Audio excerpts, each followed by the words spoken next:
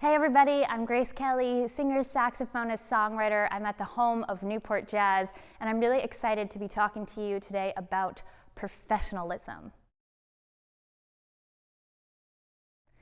So professionalism is the way that you hold yourself. It's the way that you walk through the door, whether you're headed to jazz band practice or you're about to play a stadium gig.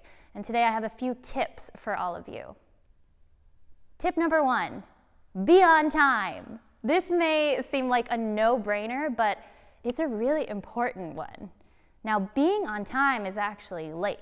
You should be 10 minutes early, and you should have your gear set up, your instrument ready to go. You should be warmed up. You should have your music ready so that come call time, you are literally ready to rock and roll and play.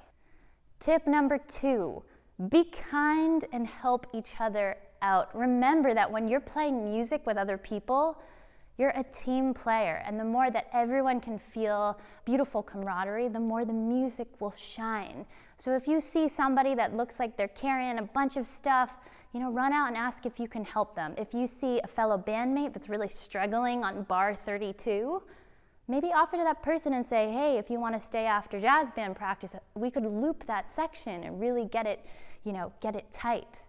So be a team player, bring the warm vibe, ask people how their day is going. It'll make a difference in the music. Tip number 3, learn the music ahead of time. Be prepared for the gig you are about to play. I have in the past hired some really wonderful musicians to be substitutes in my band, and I sent them the music ahead of time so that they could check it out. And unfortunately, come gig time, they hadn't checked out the music, and the music really suffered because of it. I wasn't able to play my best, my bandmates weren't able to play my best, and I never called that person back. So I don't ever want you to lose a gig simply because you're not prepared.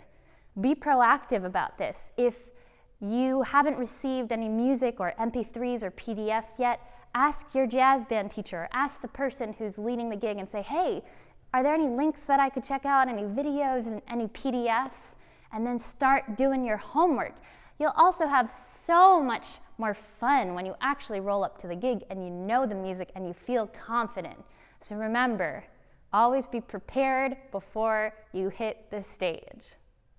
These tips that we talked about can be the difference between you getting a gig or not getting the gig, or getting called back or not getting called back, or maybe being asked to audition for someone or a really exciting thing.